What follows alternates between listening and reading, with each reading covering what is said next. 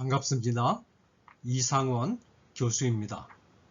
오늘은 야고보서 강의 네 번째 시간 제2강 외적인 시험 참된 지혜를 다루는 1장 1절에서 8절 중에서 후반부에 해당하는 1장 5절에서 8절까지를 살펴보겠습니다. 이 부분은 특별히 지혜의 문제를 집중적으로 다루고 있습니다.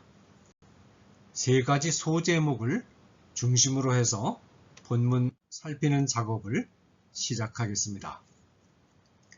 4절에서 야고보는 외적으로 찾아오는 시험을 견뎌내면 온전하고 구비하여 조금도 부족함이 없는 성품, 곧 나누어지거나 분열되지 않은 마음으로 하나님을 섬기고 이웃을 대할 수 있는 성품이 형성된다는 희망을 제시했습니다. 정말로 분열됨이 없는 마음으로 하나님과 이웃을 섬기는 것은 그리스도인들의 이상입니다. 이상 또는 꿈을 생각할 때 우리는 가슴이 벅찹니다. 그러나 우리는 곧 현실로 돌아오지 않을 수 없습니다. 현실로 돌아왔을 때는 이상에 이르지 못한 우리 자신의 부족한 모습을 맞닥뜨리지 않을 수 없습니다.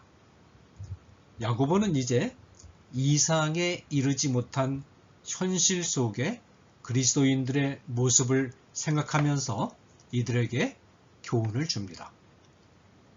야고보는 5절에서 이상에 이르지 못한 그리스도인들을 가리켜서 지혜가 부족한 자들이라고 규정합니다.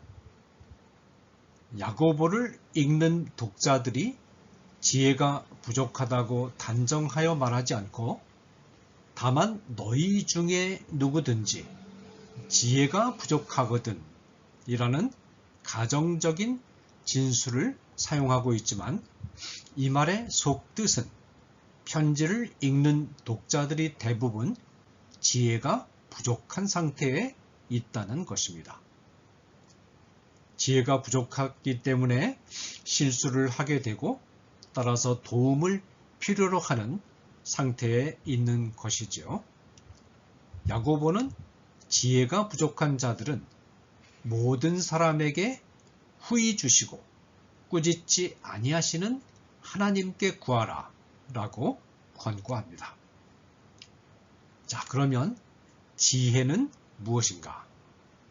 고대 히랍 철학에서는 이성을 통해서 얻은 지식을 지혜라고 보았습니다.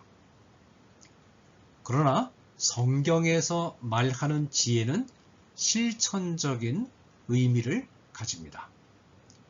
로페스는 지혜를 사물이 마땅히 갖추어야 할 바른 상태를 뜻하는 의란 무엇인가를 알고 그것을 실행하는 것이라고 했고, 호르트는 바른 행동을 하기 위하여 필요한 마음속에 있는 재능이라고 했으며, 바클레이는 하나님의 일들에 관한 깊이 있는 지식에 근거하여 결단을 내릴 뿐만 아니라 일상생활 속에서 인격적인 관계들을 맺어갈 수 있는 능력을 뜻한다고 정의했습니다.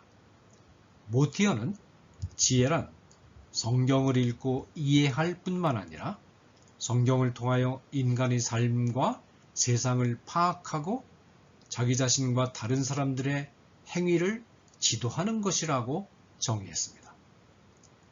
이와 같은 지혜에 관한 정의들에 나타난 내용을 요약해보면 지혜란 하나님의 백성답게 사는 방법이 어떤 것인가를 알고 또 아는 바를 행할 수 있는 능력을 갖춘 상태라고 정의할 수 있습니다.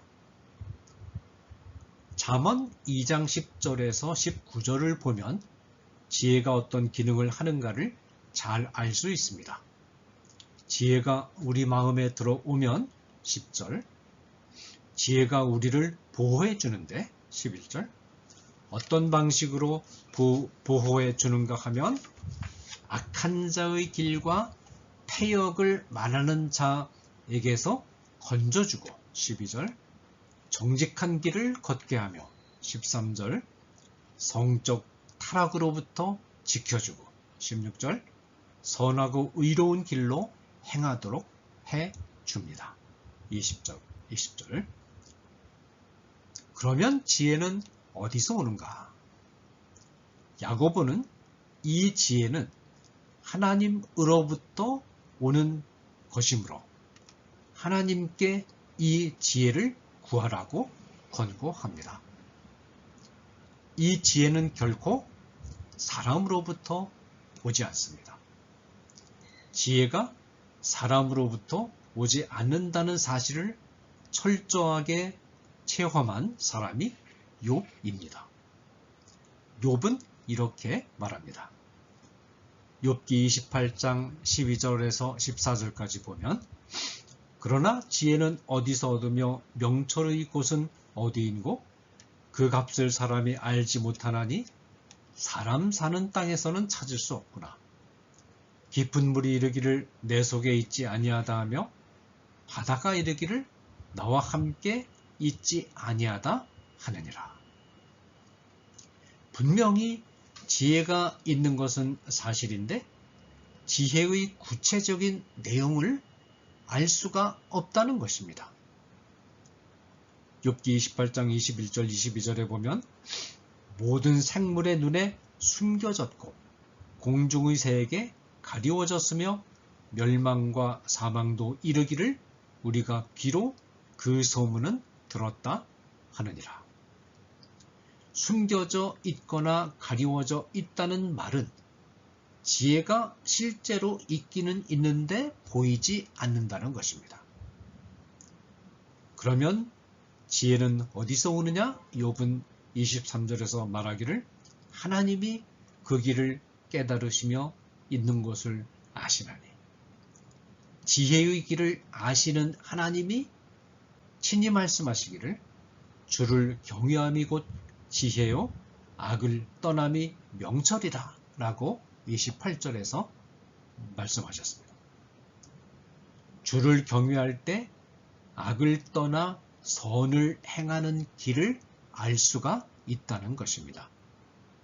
잠언 2장 6절은 또한 이렇게 말합니다. 대저 여호와는 지혜를 주시며 지식과 명철을 그 입에서 내시며 그는 정직한 자를 위하여 완전한 지혜를 예비하시며 행실이 온전한 자에게 방해가 되시나니 대저 그는 공평의 길을 보호하시며 그 성도들의 길을 보존하려 하심이니라. 잠언 2장 6절에서 8절 말씀입니다. 여호와를 경외하는 것이 지혜의 근본이요 거룩하신 자를 아는 것이 명철이니라. 잠언 9장 10절 말씀. 이 말씀들을 요약하면 어떻게 정리할 수 있겠습니까? 지혜란 여호와를 경외할 때 여호와로부터 주어지는 것이다. 참된 지혜는 사람에게서 오는 것이 아니라 하나님으로부터 온다. 자, 그러면 하나님으로부터 오는 지혜는 어떤 것인가? 여기서 우리는 세 가지를 말할 수 있습니다. 첫째로 하나님이 주신 율법의 말씀들이 모두 지혜의 중요한 내용을 구성하고 있습니다. 지혜의 특성 가운데 하나는 바로 하나님의 백성으로서 살아야 할 바른 삶이 무엇인가를 보여주는 것인데 이 역할을 하는 것이 성경에 기록된 율법의 말씀들입니다. 그러면 하나님의 백성이 살아야 할 삶은 또 어떤 것인가?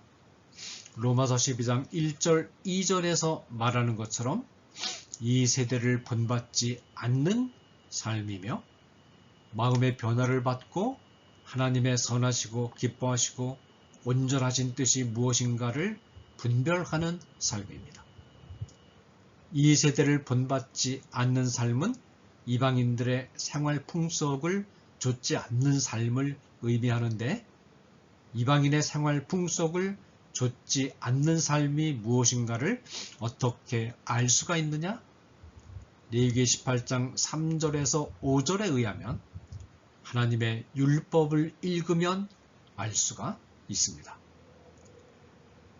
너희는 그 거하던 애굽 땅의 풍속을 좇지 말며 내가 너희를 인도할 가나안 땅의 풍속과 규례도 행하지 말고. 애굽 땅과 가나안 땅, 다 이방 땅이죠. 이방 족속들이 사는 곳입니다. 나는 너희 하나님 여호와니라. 너희는 나의 규례와 법도를 지키라. 사람이 이를 행하면 그로 인하여 살리라. 나는 여호와니라. 성경에 기록된 율법의 말씀들이 바로 지혜입니다. 모세의 율법들, 잠언과 전도서에 기록된 주옥과 같은 도덕훈, 산상수훈, 사도 바울을 비롯한 성경 기자들이 말한 풍부한 윤리적인 교훈들이 모두 지혜의 말씀들입니다. 그뿐만이 아닙니다. 성경에 기록된 사건들을 주의 깊게 연구하면 그 안에서 지혜의 교훈들을 만날 수 있습니다. 두 번째로 잠언 8장 22절에서 31절을 읽어보면 지혜에 관해서 매우 중요한 시사가 등장합니다.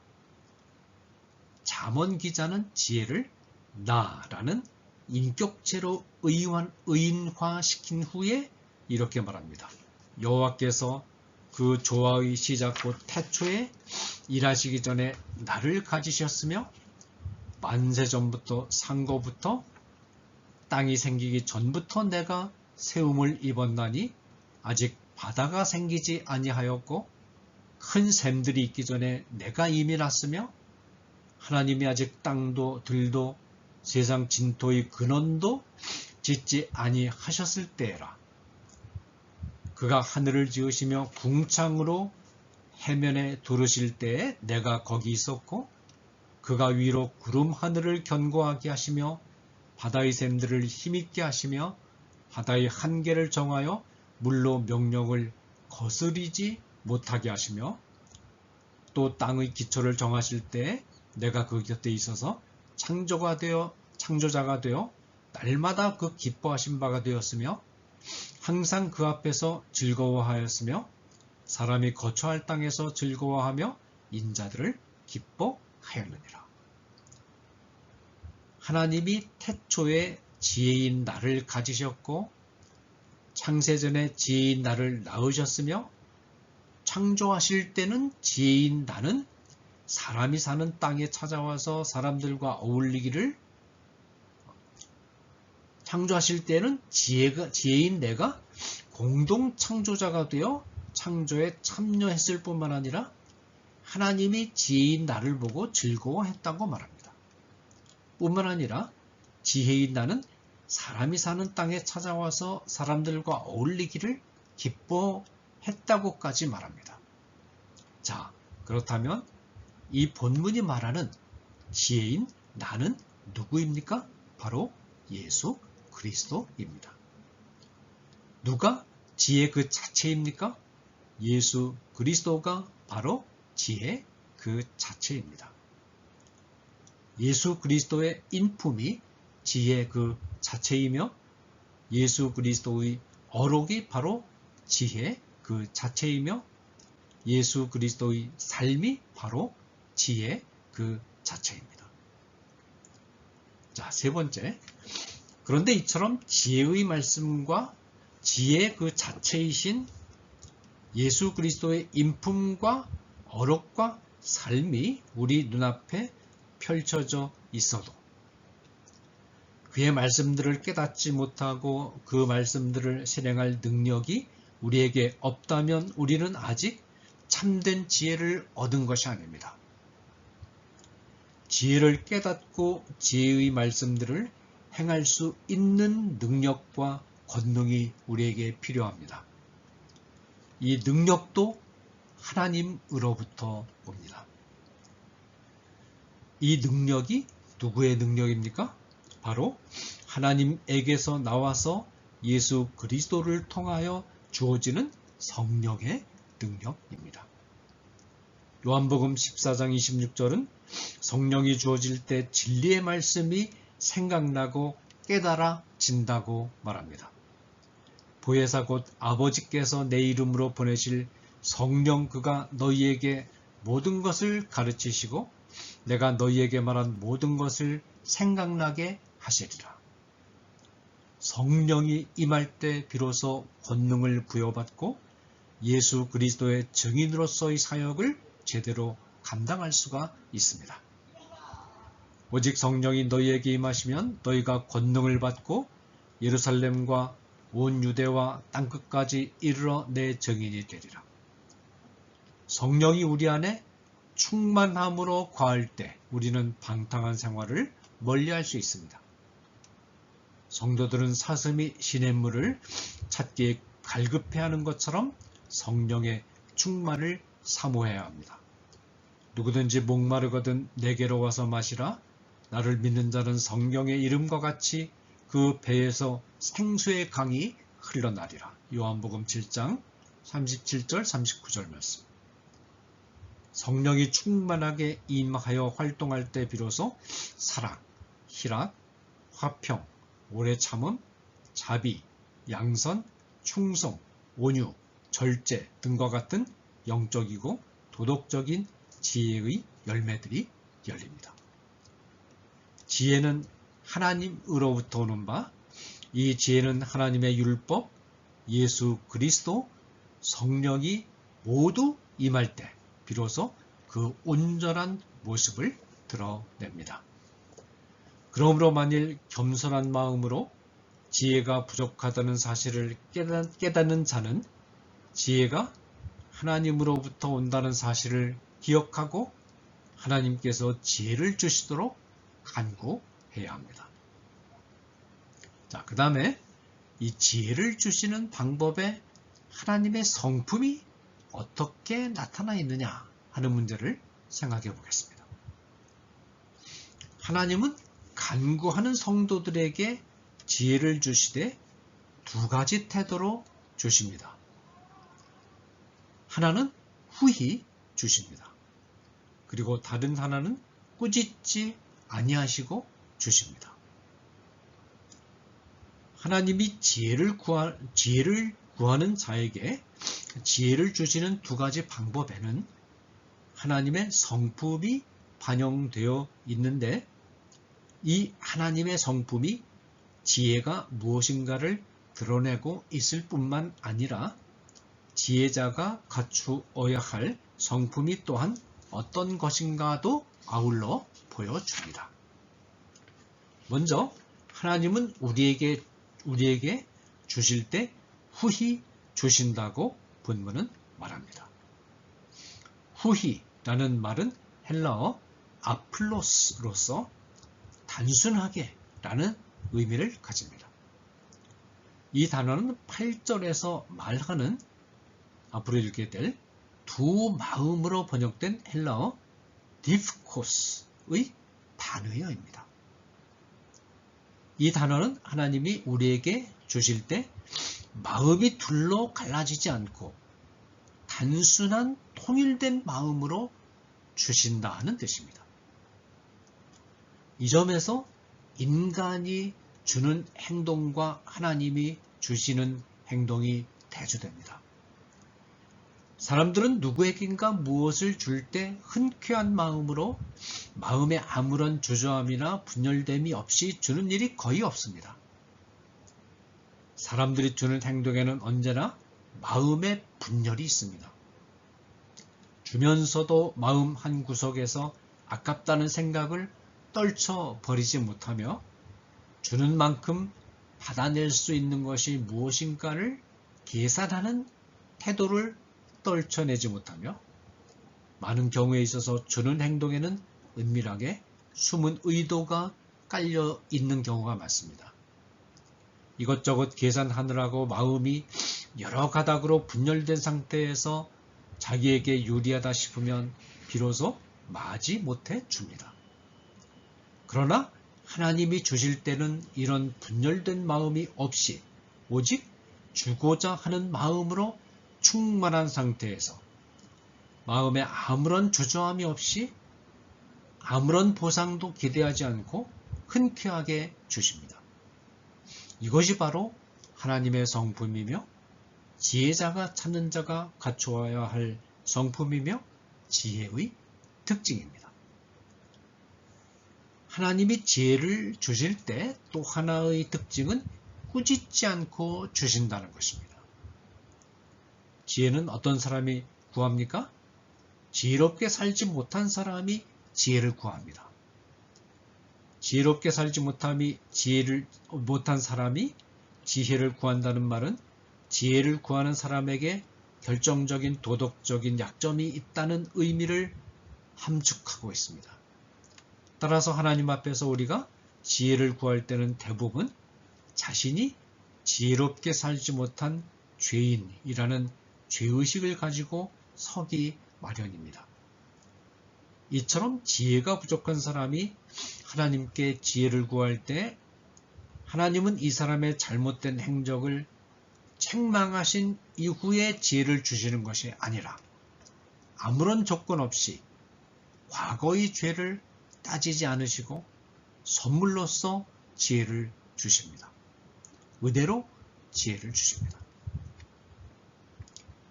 자, 그 다음에 지혜를 받는 자가 갖추어야 될 성품에 대해서 말하고 있는 1장 6절에서 8절을 살펴보겠습니다.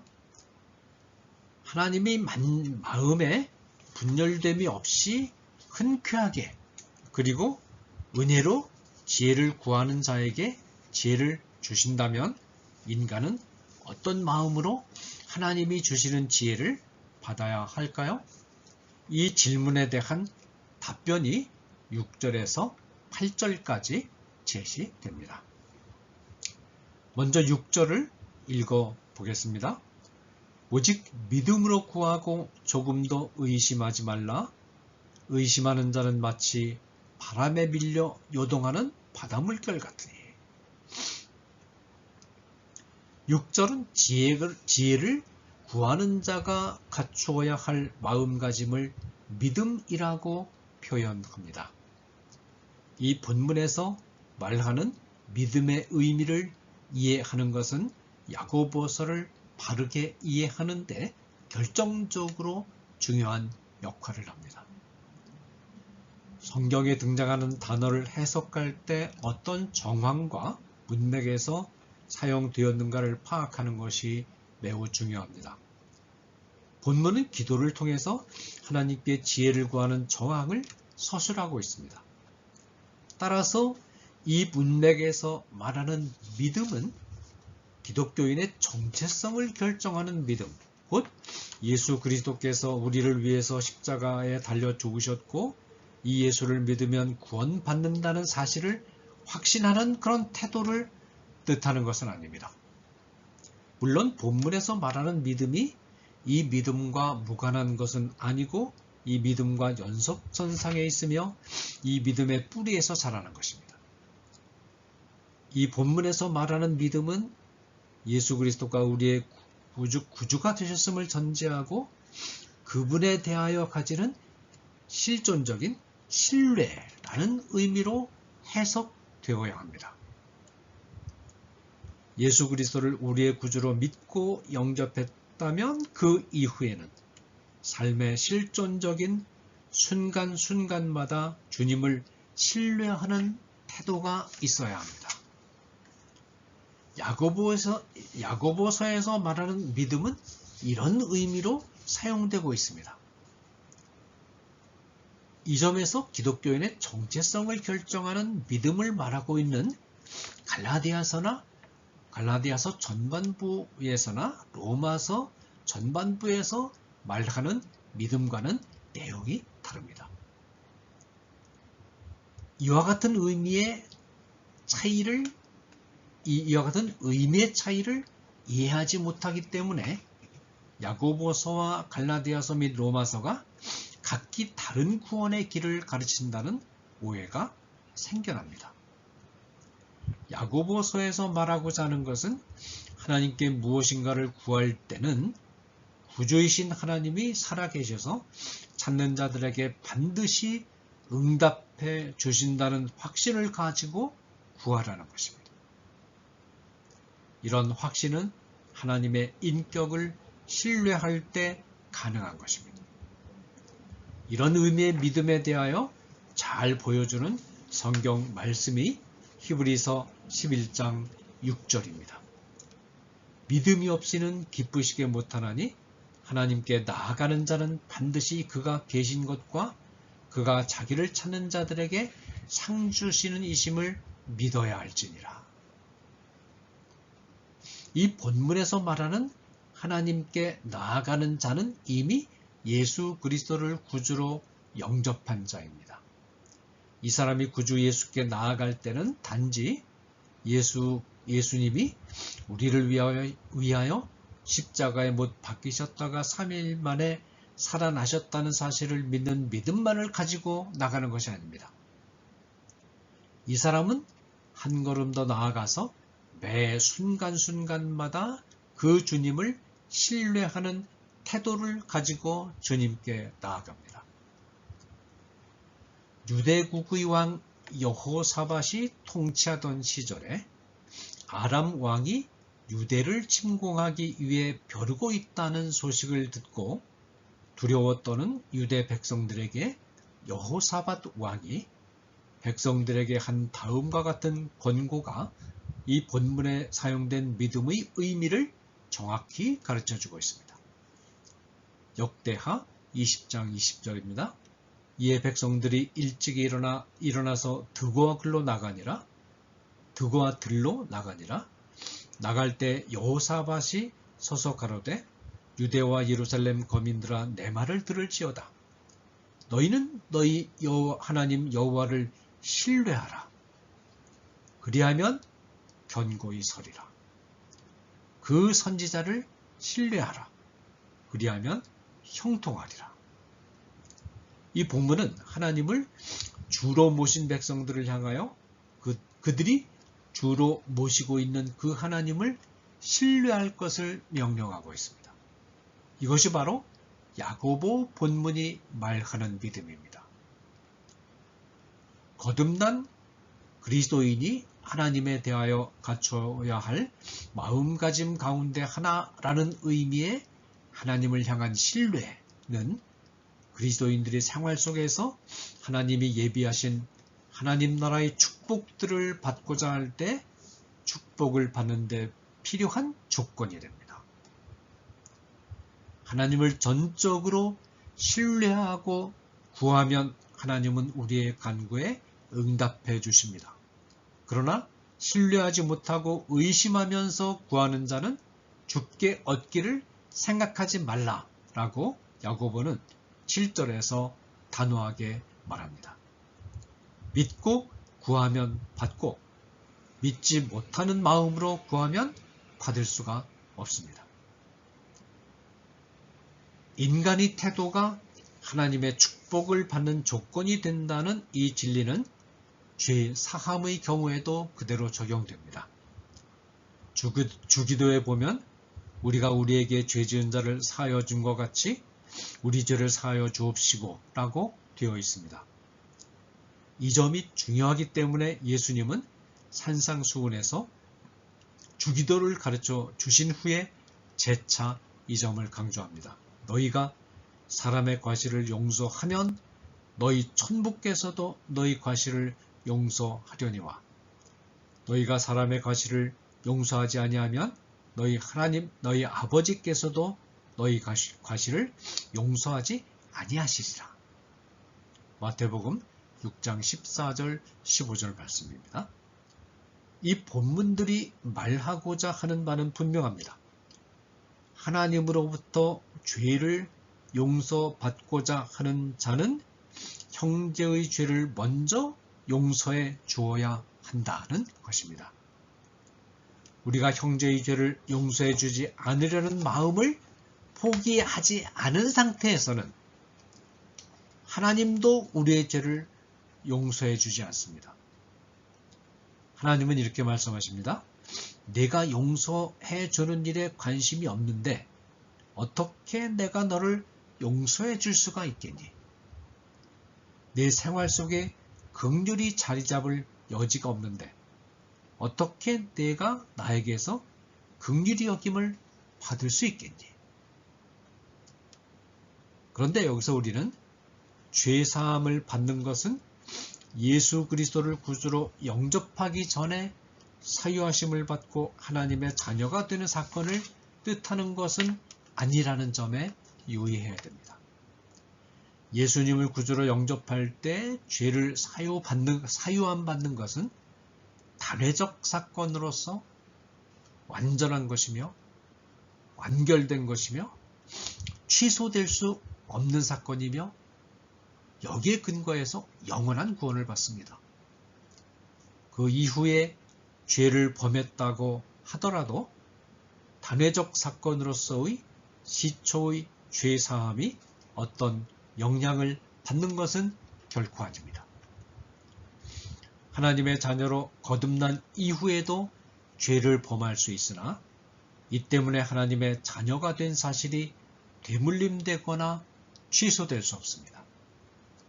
그러나 그리스도인들은 거듭난 이후에도 여전히 죄를 범할 수 있으며 죄를 범할 때마다 새롭게 하나님께 용서를 구해야 하며 새롭게 용서를 받아야 합니다.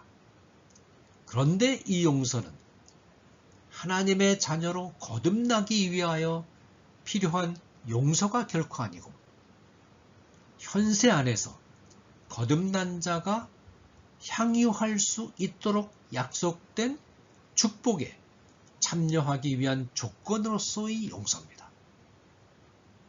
곧 거듭난 이후에 죄를 범할 때마다 새롭게 회개하고 용서를 받아야만 구주이신 하나님과의 관계가 뒤틀리지 않고 바로 설정이 되고 하나님이 주시는 은혜를 생활 속에서 체험할 수 있으며 하나님 나라의 영광에도 참여할 수 있습니다.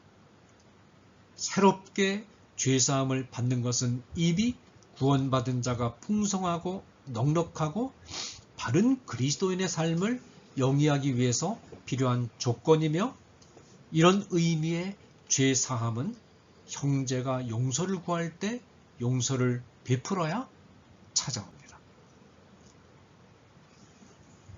야고보는 하나님을 신뢰하는 성품과는 반대되는 성품 곧 하나님을 신뢰하지 못하고 의심하는 자의 마음 상태가 어떤 상태인가를 회화적으로 묘사함으로써 하나님을 신뢰하는 자가 갖추어야 할 성품이 어떤 것인가를 보여줍니다.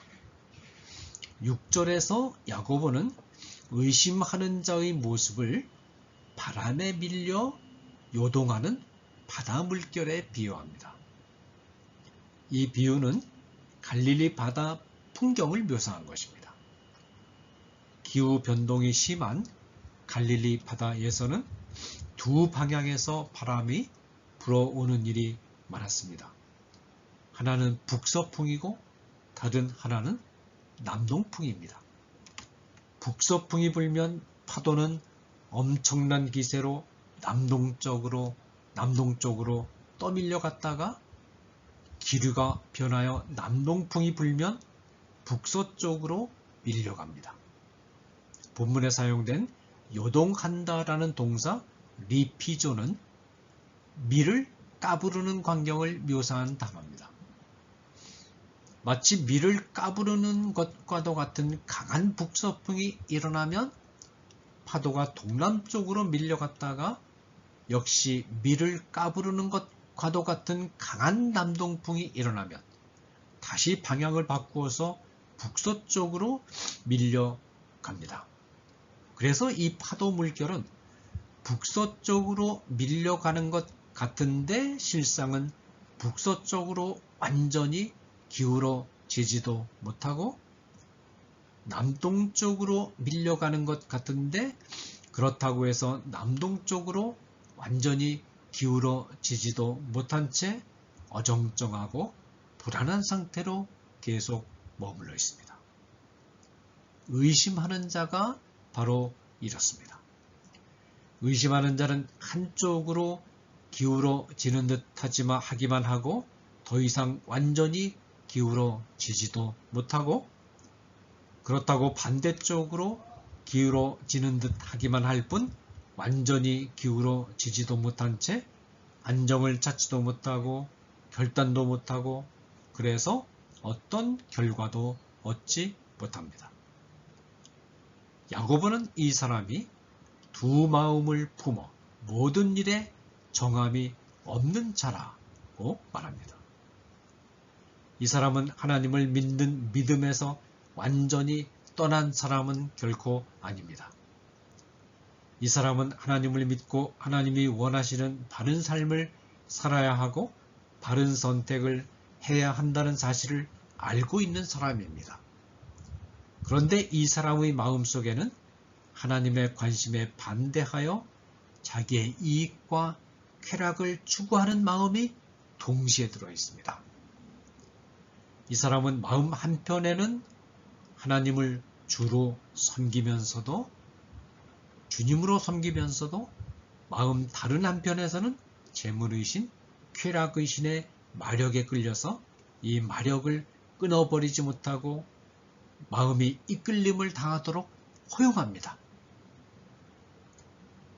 야고보는 구하는 자에게 마음의 어떤 유보함이나 주저함이나 책망함이 없이 분열되지 않는 마음을 담아서 흔쾌하게 주시는 하나님의 축복을 받으려면 구하는 자도 분열되지 않는 단순한 마음으로 하나님에 대한 신뢰로 마음을 가득 채워서 구해야 된다라고 말합니다. 분열되지 않는 마음은 하나님께 지혜를 간구하는 자가 응답받기 위해서 반드시 갖추어야 할 조건입니다. 마음이 분열되어 있는 사람은 지혜의 길이 눈앞에 있어도 그것을 보지 못합니다. 마음이 단순하게 통일되어 있는 사람이라야 지혜의 길이 눈에 환하게 열립니다. 마음이 단순하게 통일되어 있는 그 자체가 이미 지혜자임을 증거합니다. 감사합니다.